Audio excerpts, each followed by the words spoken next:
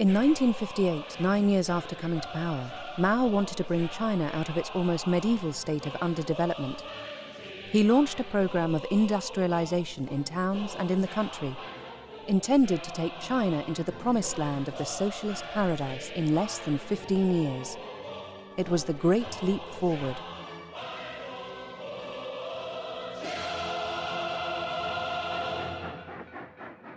But the crazy dream became a nightmare and dragged 650 million Chinese people into hell. The country sank into economic chaos, which caused an unprecedented famine. The terrible death toll was around 45 million.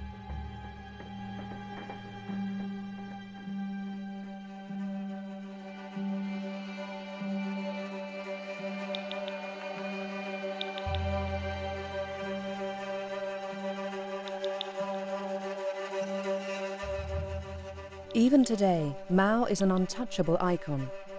As the founding father of Red China, he holds the nation together and gives legitimacy to the current authorities. So as not to damage his image, the Chinese Communist Party has maintained a deafening silence on this tragedy for 50 years. For the first time, this film is raising the curtain on this bloody episode in Chinese history.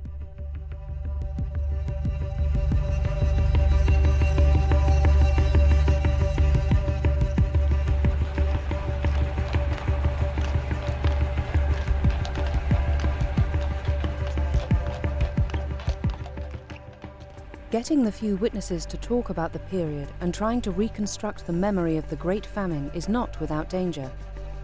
Very few have dared to defy the taboo and break the silence.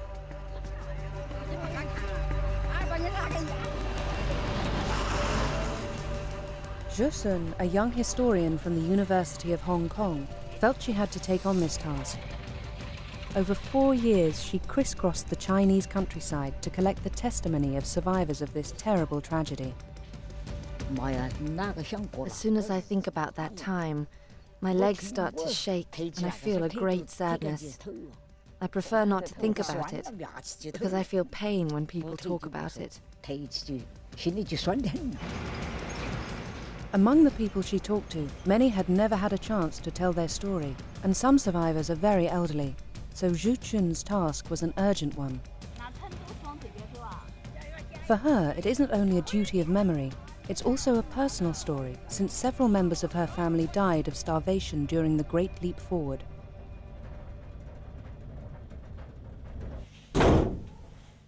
Yang Zhisheng, a journalist and historian, published Tombstone in 2008. It was the first Chinese book on the Great Famine. Published in Hong Kong, it has been banned in mainland China. His own father died of starvation during that period. Even if no one from my family had died of starvation, I would still have written the book, because it's very important. As a journalist, I had to bear witness. I did it so that future generations can know the truth.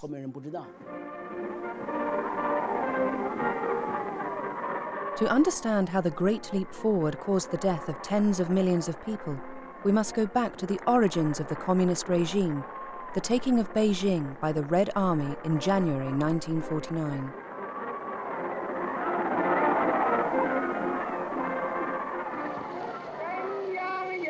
The central government of the people is established.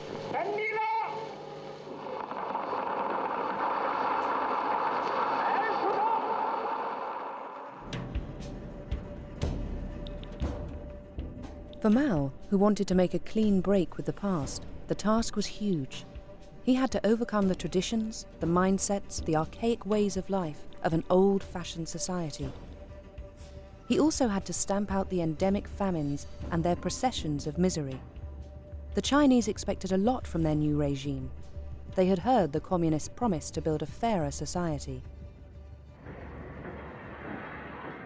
To realize his plans, Mao went to Moscow to ask Stalin for economic help and to consolidate the strategic alliance with the USSR.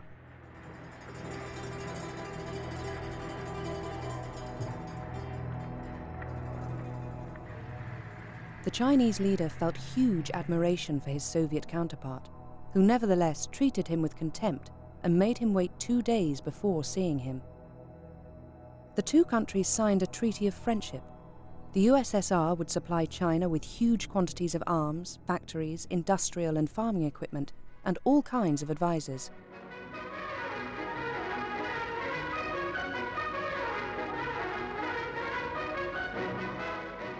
This treaty sealed China's dependence, as the aid didn't come free.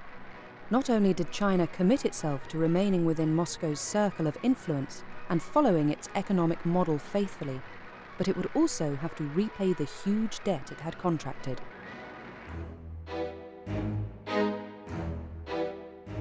As the first step towards the Soviet model, less than a year after coming to power, the Chinese Communists started a massive reform of agriculture. It affected half of all cultivated land and benefited 300 million poor peasants.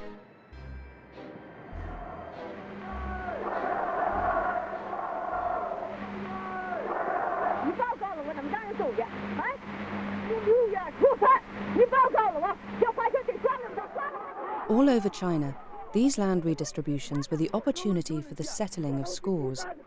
Encouraged by the party, the poor peasants, who had been used to suffering and humiliation for 2,000 years, raised their heads and gave free rein to their feelings of resentment.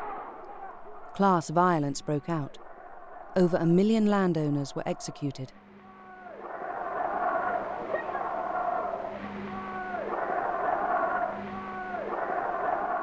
The Chinese peasants had their best 2 years between 1950 and 1952, just after the land distribution and the agricultural reform.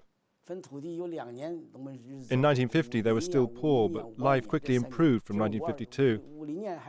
In my home region we were farming land which was ours, and we had enough to eat. We gave part of our harvest to the state, and we kept the rest for ourselves. That was plenty. I was young at the time, but I could feel that life was improving. The villages organized all sorts of artistic activities during the new year, but later all that was stopped.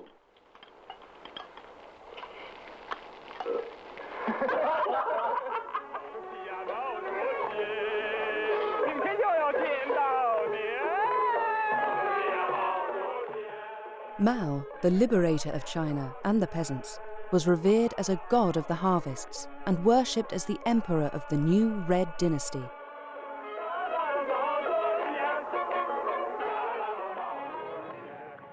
But from 1953, these land redistributions made Mao fear the reappearance of a class of small landowners. So, on the model of the Soviet kolkhoz, the party persuaded the peasants to combine their plots into collectives of up to 50 families. This new step was greeted with mistrust, as it meant they had to return the land they had been given 3 years earlier to the community.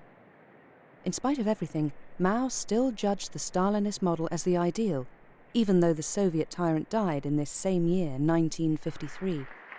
Then, an extraordinary event shook the socialist world. In February 1956, in his famous speech at the 20th Party Congress, Khrushchev denounced the crimes of Stalin, his personality cult, and his disastrous collectivization campaigns.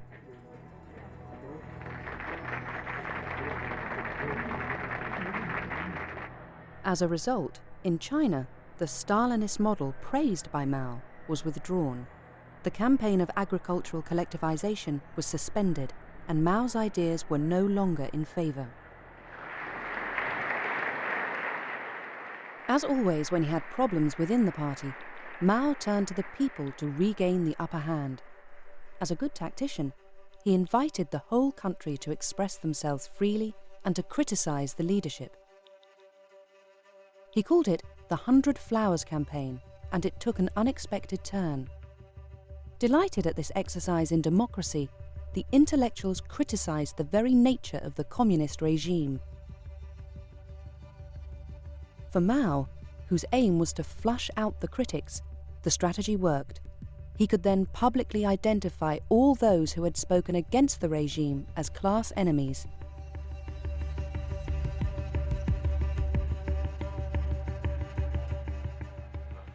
You're wrong! What are your political opinions? Do you realize what you're saying? Are you a teacher of the people or not? Do you take the point of view of a teacher of the people Mao ordered violent repression. The slightest wrong word could be fatal.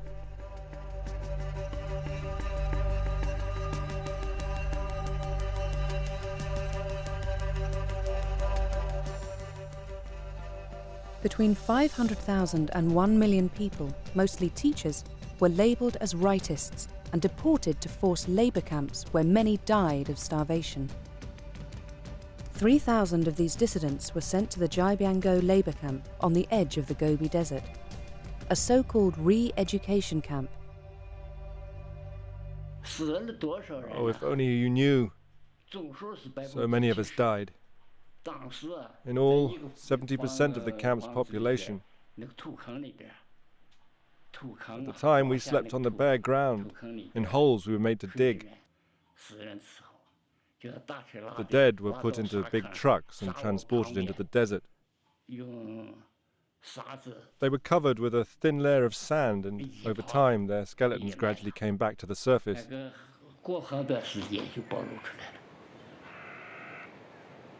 These are the remains of this mass grave just a few years ago. There is a climate of terror that reaches all the way to the top levels of leadership. Entire heads of provinces are being removed in 57, 58 and replaced by hard, unscrupulous men who are often willing to benefit from the very radical winds that blow from Beijing. The repression of the rightists removed all opposition and opened up the way for the great leap forward. The Communist Party was able to do what it wanted without any resistance, because no one dared speak out anymore. By silencing his enemies, Mao regained total control of the party. He returned to Moscow in November 1957, but his long-standing ally became his main rival. When Khrushchev declared that the Soviet Union's economic production would exceed that of the USA in 15 years, Mao took up the challenge. He said that China's steel production would exceed that of the United Kingdom in the same period.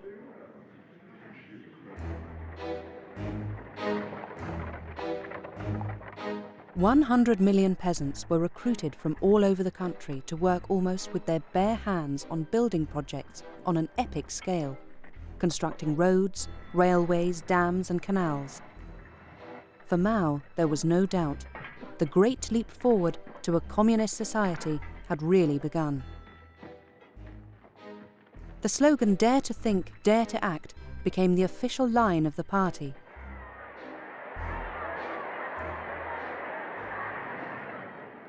Mao symbolically went out to work sites to lend the peasants his support. To underline the fact that he had rallied the whole party behind him, he was accompanied by Liu Shaoqi, the party's second in command, and Zhu Enlai, his closest comrade in arms.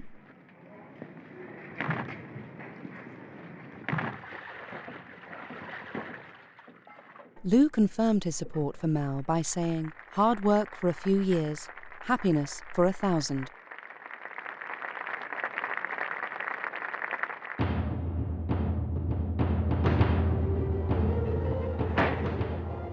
All means were used to mobilize the masses and to stimulate revolutionary zeal.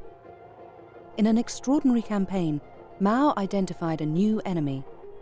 Sparrows were accused of eating the crops. The Chinese were called out in their millions to prevent the birds landing. As a result, the sparrows died of exhaustion and gave way to a new enemy: insects. They proliferated and ate part of the harvest. This absurd campaign was followed by another step towards radical collectivization.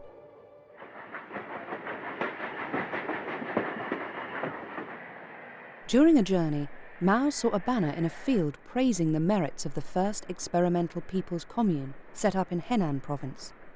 He declared with enthusiasm, "The People's Commune will be the bridge that will carry China towards the socialist paradise."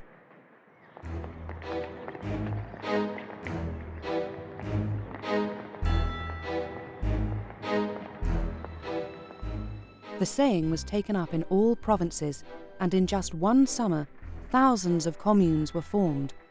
They consisted of up to 2,000 families. There were even plans for enormous communes, combining up to 10 or 20,000 households, which would be headed by cadres who were totally dedicated to Mao.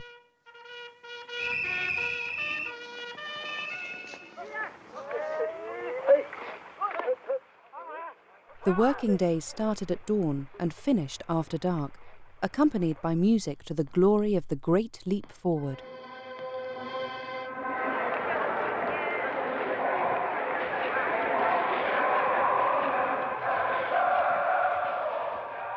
As the basic unit of the future society, the commune experimented with a completely new way of life.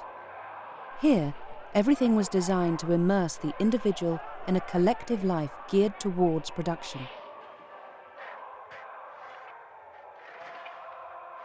All private property was abolished. Houses, animals, land and production tools became collective property.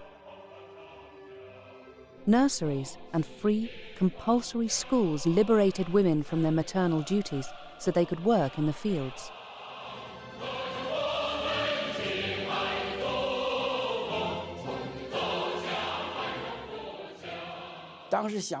At that time, I was very young. I was a member of the Youth League and in charge of propaganda, so that shows that I believed in communism. I thought communism was fantastic.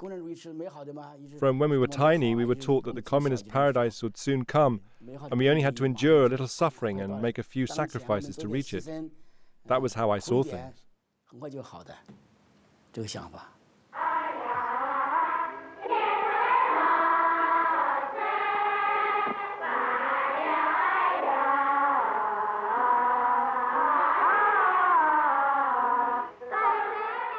The family unit disappeared, and children were made to live by the new rules of collective life. The individual was nothing more than a cog in a big machine.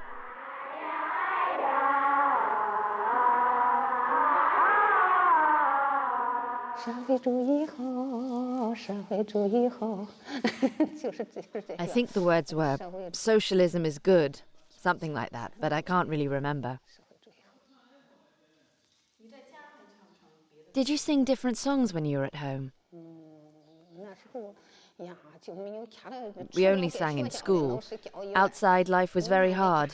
There was never any let-up. Why would we want to sing?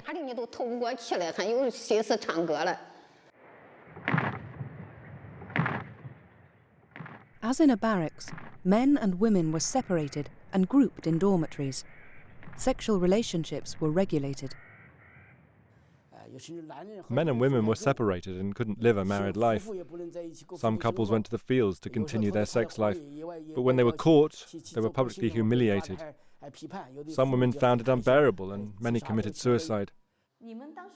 So you pulled everything and all lived together? The household items were pooled in the first year. The furniture was seized for firewood and everything that could be destroyed was destroyed. The pigs, the sheep, everything was collectivized. Even the pots and pans were seized because families weren't allowed to cook. No one cooked at home anymore.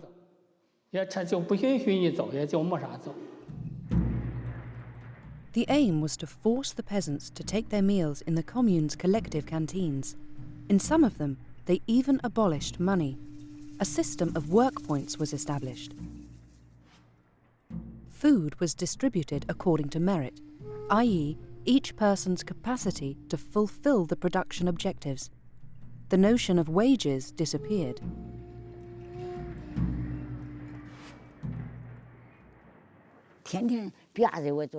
It was compulsory to turn up every day.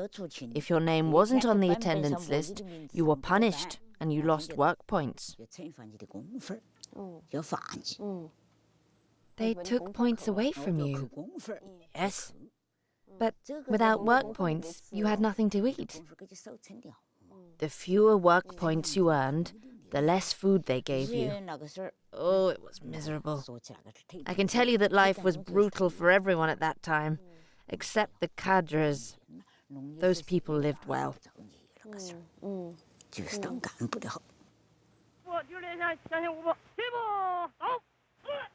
Kill! Kill! The party cadres became the officers of the people's communes, which were transformed into real barracks. Every day, the peasants underwent military training, because the masses had to be mobilized for the national defense.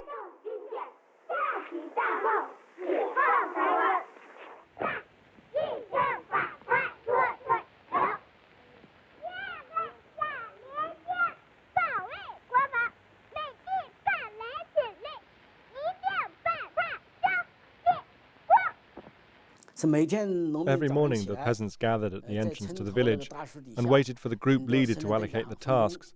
At the end of the day, the leader shouted, "Work's over!" and the peasants went to eat. They weren't motivated and productivity was very low. That was one reason why productivity didn't increase. In the people's communes, peasants had no right to free speech. Their skills weren't taken into consideration anymore. Everything was decided by the authorities, who mostly knew nothing about the subject. They decided everything. The distance between each rice seedling, the type of seed, the amount of fertilizer to be used.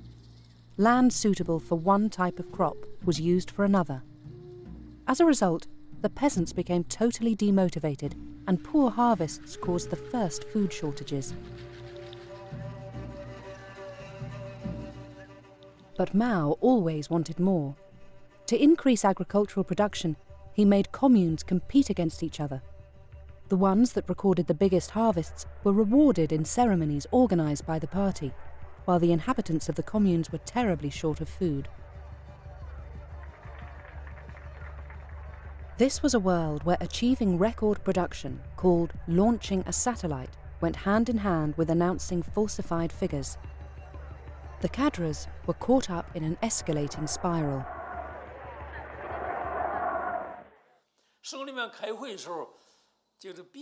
At the provincial meeting, my superiors asked me what I thought about it all. Some places have launched plenty of satellites and declared high levels of production. What do you think? My back was against the wall and I had to say that I would respect the quotas without fail. But in reality, I couldn't keep those commitments. It was impossible.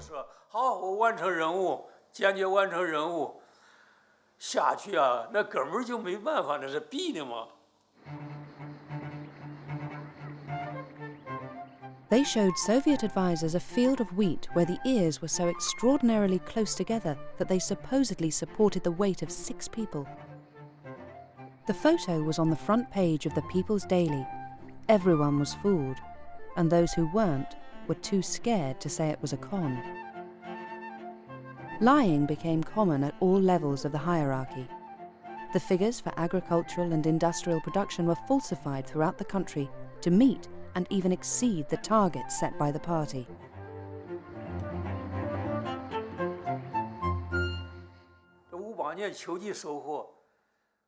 In the autumn of 1958, although there was some wheat, there was a shortage of food. The town of Dangshang in the region of Jiangsu boasted about good harvests, and we went to take a look. It was supposed to be a fertile area.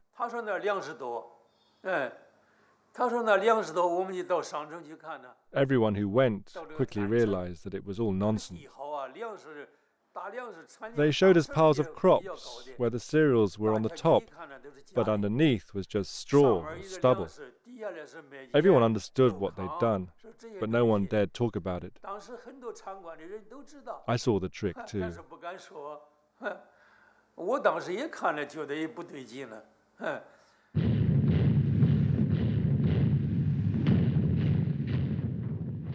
As a consequence of these exaggerations, the tax paid in grain by the communes was calculated on a false basis.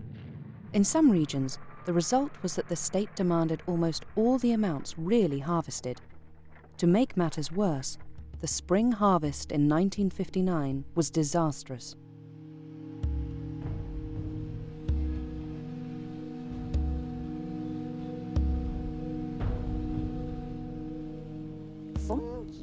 The wheat had hardly been cut when all the members of the commune were made to carry the crops on their back to a boat which took them away.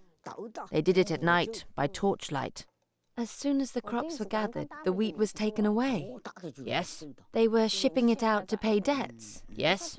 Do you know which country had to be paid back? How would I know? So who told you that the debts had to be paid? The cadres said that. At every harvest, Deng Xiaoping said debts had to be repaid even if the country was very poor. Did they leave you a little bit or not? A few kilograms. Far too little to feed us till the next year. The famous debt was the one that China had contracted with the USSR for the purchase of hundreds of factories that were delivered ready for use. Beijing undertook to repay Moscow in the form of agricultural produce. Mao wanted to accelerate repayment, even if it meant people starving in the countryside. In some regions, people really had nothing to eat. I was sent out of the village on a mission, but the members of my family who stayed behind were reduced to eating the bark of medlar trees. Tree bark? Yes, tree bark. They ate the roots of banana trees too, anything they could find. People also ate mud, a sort of white mud. Stems of rice too. We were so hungry that we filled our stomachs with whatever we could find. Once I saw an adult collapse. He fell to the ground while trying to eat a sort of bean paste. He died in front of me, and he still had the food in his mouth. So I laid him under a tree. We were so hungry that soon afterwards we started eating the leaves of that tree.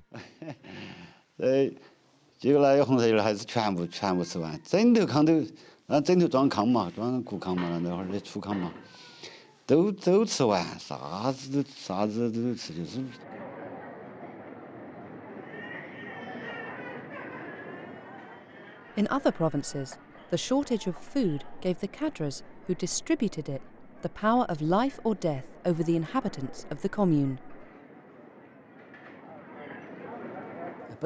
In theory, peasants were entitled to 250 grams per day, but the cadres allocated themselves much more.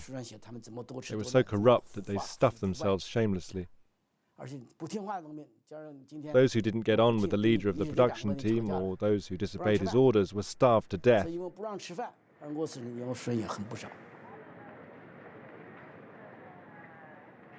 He who does not work shall not eat. That is the principle that was applied from 1958 to 1962, meaning that entire categories of people deemed to be unfit, deemed to be too weak or vulnerable, pregnant women, were deliberately cut off from the canteens and starved to death. That qualifies as murder. Were the cadres here very violent? Yes, very cruel. I remember that when they caught some peasants who had stolen some roots from the fields, they tied them up from head to foot.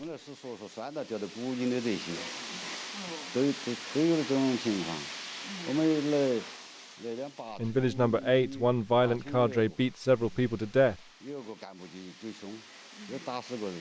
The collective canteens became a sort of weapon in the hands of the cadres who managed them. I know of many examples, like the case of one man in charge of a collective canteen in a village in the province of Qinghai, who one day summoned a very beautiful woman. She was suffering a lot from the famine, and the cadre asked her how many days it was since she had eaten. Then he ordered her to undress. When he saw her naked, he said, "Why are your breasts shriveled?" The woman answered, "My chest is now as flat as a man's." The cadre demanded that she bring him her daughter. Her daughter was very young, but she accepted, in exchange for 2 miserable loaves of bread. She killed herself soon afterwards.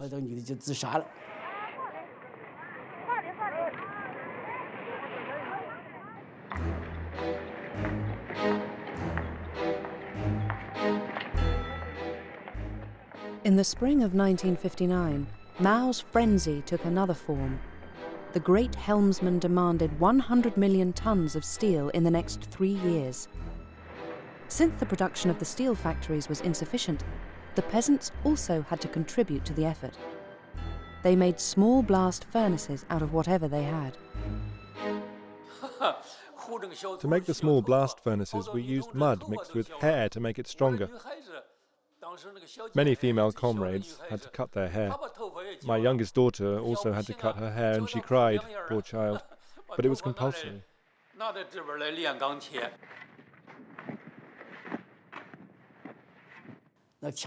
Nearly all the trees in China were cut down for fuel. Forests were razed and people had to melt down pots and kitchen utensils. Even school bells, ironwork on doors, everything was melted down. And all the press rejoiced. The population was used in an absurd way. Anyone did anything. Society as a whole fell into a sort of indescribable madness.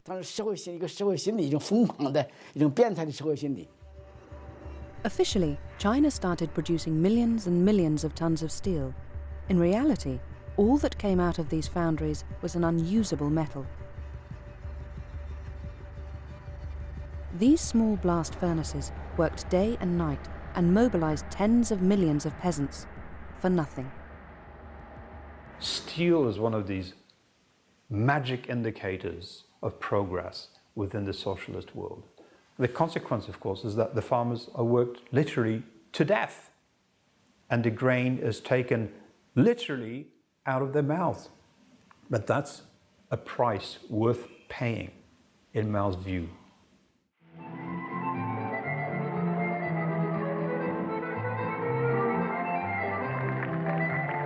Here was the top leadership meeting in Shanghai, dining, drinking wine, buying cheap cameras, being entertained.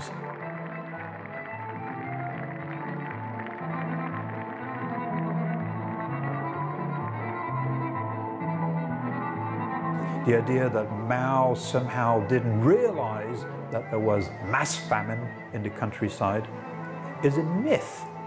It's a complete myth.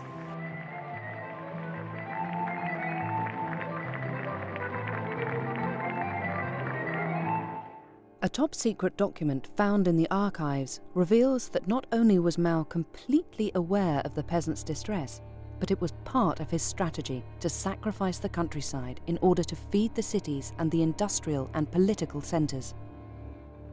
It's a report on the debates in a Politburo session dated 25th of March 1959. Mao stated, "When there is not enough to eat, people starve to death. It is better to let half of the people die so that the other half can eat their fill." And at that very same conference in Shanghai, he actually orders procurements of grain to be increased to 1/3, an unheard of level. He says it very clearly. He says, if you take up to 1/3 of the grain, the farmers will not rebel. He makes available thousands of trucks to go and carry out that task. In July 1959, Mao gathered the leaders of the party in Lushan, far away from Beijing. The original objective of this conference was to correct the increasingly apparent issues with the Great Leap Forward. The famous Marshal Peng Dehae was the only one who dared express himself in an open letter to Mao. The son of a peasant, he was upset by the destruction in people's lives caused by Mao's policy. He begged him, "Please think of the people." This was an insult to Mao. He forced him to resign from his post as Minister of Defense. This episode marked a tragic reality. No one else would dare to defy Mao as he persisted. The years that followed were terrible.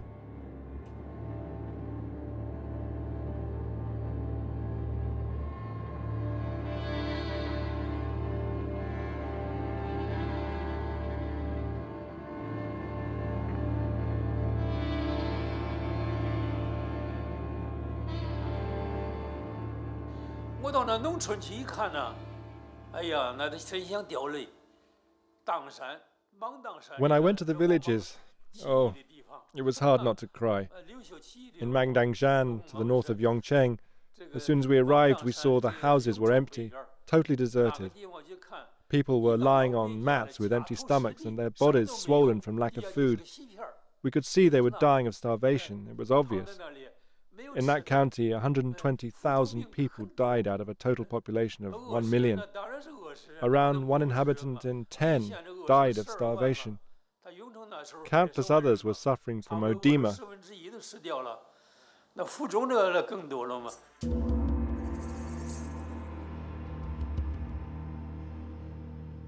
Can you imagine what it's like to starve to death? To spend your days with nothing to eat? You got very thin, and as you got thinner, at a certain point you had swellings. You'd be so swollen that it scared people. You had bruises all over your body. And in those cases you shouldn't eat salt. But many people stole salt to eat in secret. Were you there when your grandparents died? Yes. What did they die of? They died of starvation, Of constipation after eating mud to ease their hunger. We didn't even have a coffin to bury my grandfather in, so we buried him directly in the earth.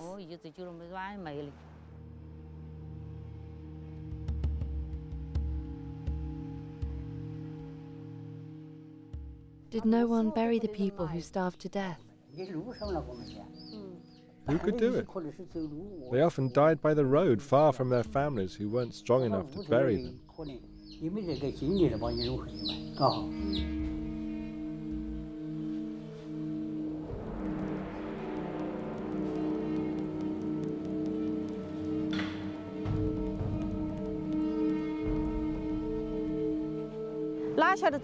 I was walking along the river when I accidentally stepped on the belly of a dead body. I let go of the cart I was pulling to run away. A bit further on, I came across another body, a child's that time. Gave me such a fright.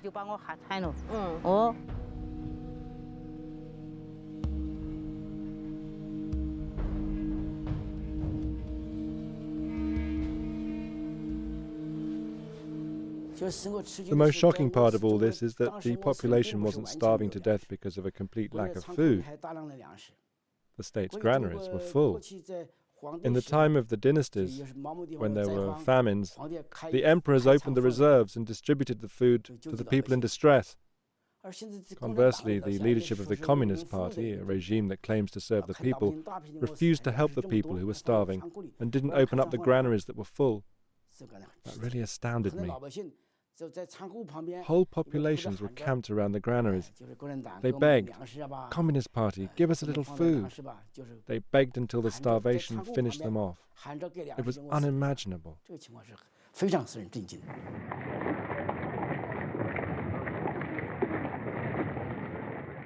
The regions where the famine raged were cordoned off. It was forbidden for people or information to circulate, but many sought to escape. The few people who could move about saw that the destitution was widespread. When the train stopped in the station, I saw crowds of starving people stretching their hands through the windows to ask for food. Everyone was suffering from hunger at that time. All those people were fleeing the famine.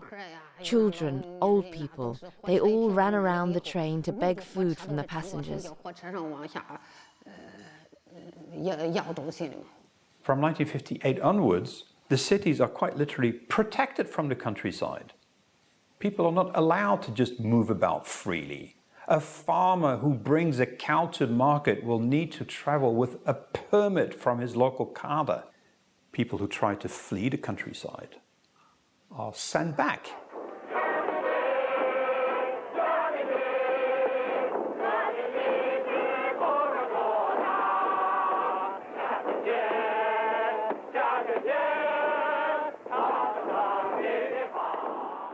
Mao's radical methods caught the attention of his Soviet counterpart, Nikita Khrushchev, who was informed by his advisors on the ground. During the grandiose ceremonies for the 10th anniversary of the Chinese Revolution, he took Mao aside and begged him in vain not to repeat the excesses of Stalinist collectivization. Khrushchev would say later, Mao thought he was an envoy of God charged with the divine task of building socialism before the Soviet Union. Mao ignored Khrushchev's warnings. He gave the order not just to carry on, but to increase production figures, which he said were necessary to the successes of the Great Leap Forward. 9 months later, Khrushchev suspended cooperation agreements with China and repatriated 15,000 advisors. It was the beginning of the split between the two countries. Liu Shaoqi, elected president of the Republic in April 1959, tried to restrain Mao, who was still chairman of the party. But another year would go by before Liu Shaoqi ordered investigations into the reality of the famine on the ground. I went to investigate in Yongcheng, which is the biggest county in the Jiangsu region, because I wanted to know what was really going on. Yongcheng wasn't under my jurisdiction, it was under Jiangsu's. When the local leader found out that I was investigating, he told me lies.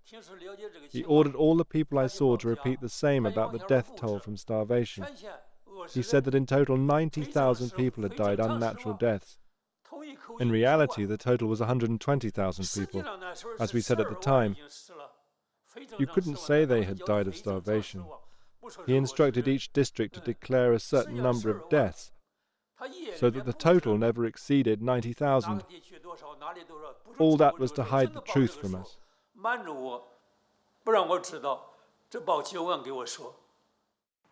3 high-ranking officials started investigations.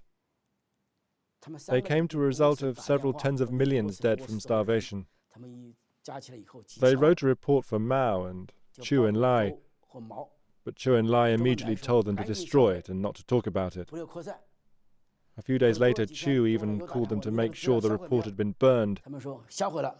At the University of Hong Kong, Xu Jun is working with Frank Dakota, who has accessed certain testimonies from those investigations. These documents show terrible realities, which confirm the report of these 3 high-ranking officials. There's a very detailed report by a high-ranking military who goes back to his home village in Hunan. And he sees that the graves in the fields have been tampered with. They've been opened. There are no bodies inside. So he wonders what is going on. It's a rainy day. He sees the house of the local party secretary, the smoke coming out. He walks up to the house, opens the door.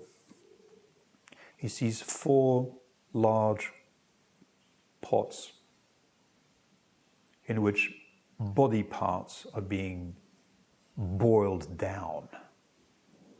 And it turns out that the local party secretary has decided that you can actually recycle human bodies, simmer them, and then use it as fertilizer on the fields. During the Great Famine, thousands of cases of cannibalism were recorded in official reports.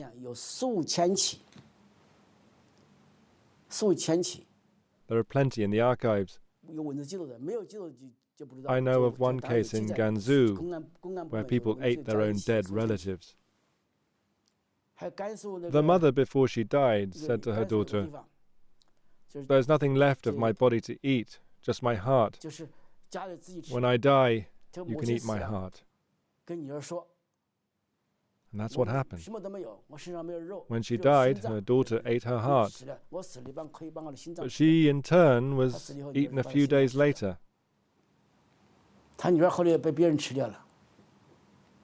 In one case in Hunan province, very well documented by a top working team sent into the countryside, they found out that a man was forced to bury his own child alive because this child had also stolen some food.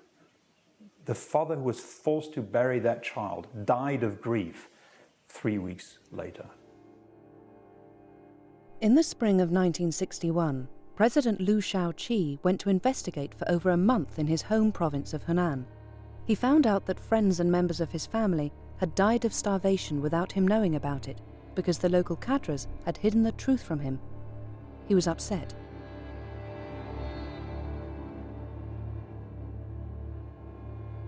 For Liu, the great leap forward had to be stopped. But it was only in 1962 that the party brought together 7,000 cadres from all across the country to put an end to the crazy undertaking of the Great Leap Forward. Liu Shaoqi said that the party was largely responsible for the famine. He contradicted Mao on that issue because from the start, Mao had estimated the harmful aspects of the party's policy to be only 10% of the reason for the famine. Although the famine continued to claim victims until the end of 1962, the situation slowly improved with the re-establishment of farming on privately owned plots of land and free markets.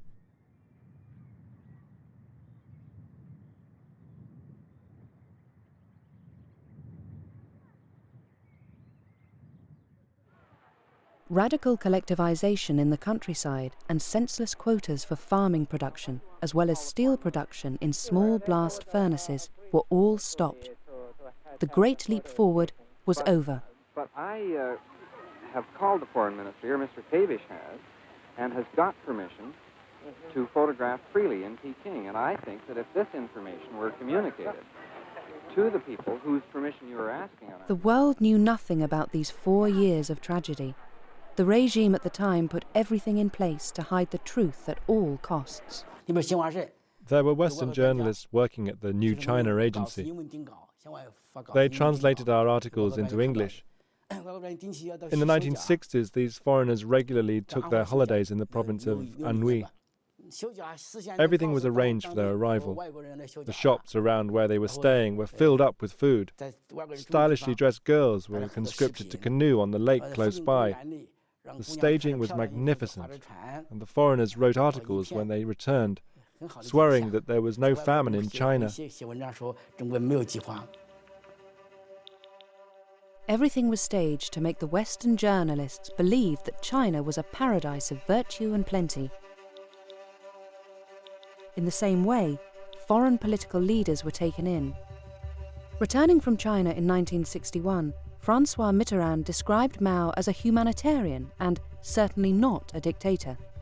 He said Mao had assured him, "The Chinese people are not on the verge of famine. I repeat, in order to be clearly understood, there is no famine in China." It was an enormous lie. The Chinese leadership knew perfectly well that their policy was killing tens of millions of people. The question of who should answer for these acts before history was an issue of power more than ever before. Liu Shaoqi was called to see Mao Zedong by a swimming pool. And Liu Shaoqi made a mistake when he said, "You and I are responsible for the famine. And all of it, including cannibalism, will go into the history books. History will judge us." At that point in time, I think Mao already sealed the fate of Liu Shaoqi and thought, this man is my worst enemy.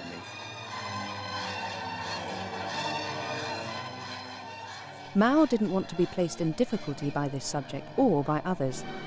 So to regain power once more, he led the Chinese youth into the movement of the Cultural Revolution against the party bureaucrats.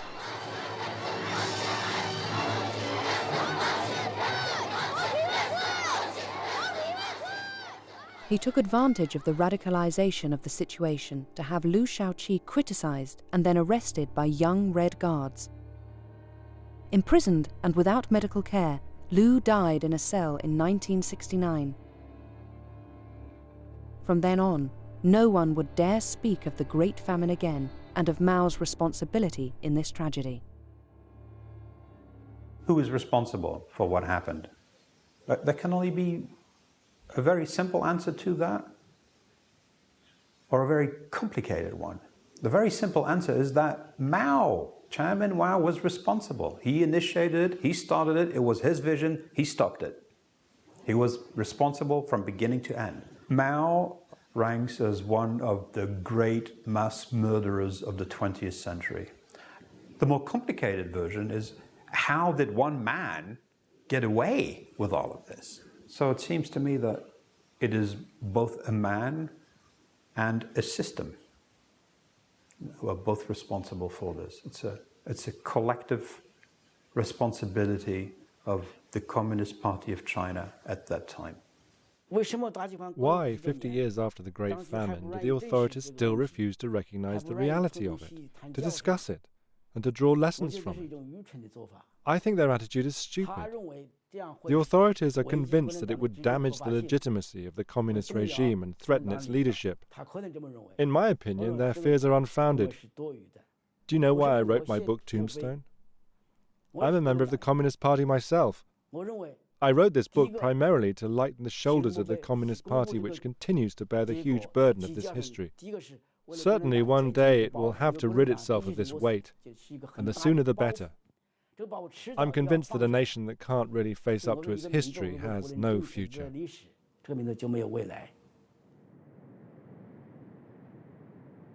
When Mao died in September 1976, he left behind a country in ruins.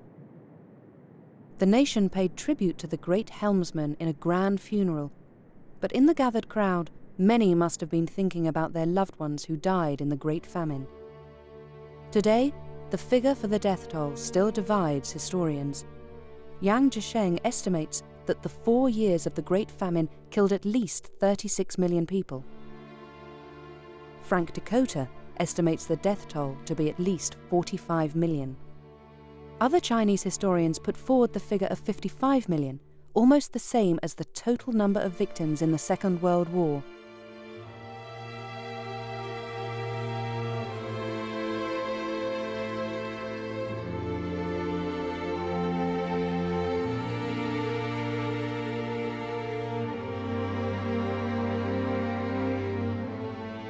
There is no monument in China to commemorate them, apart from this modest edifice in the middle of the Henan countryside.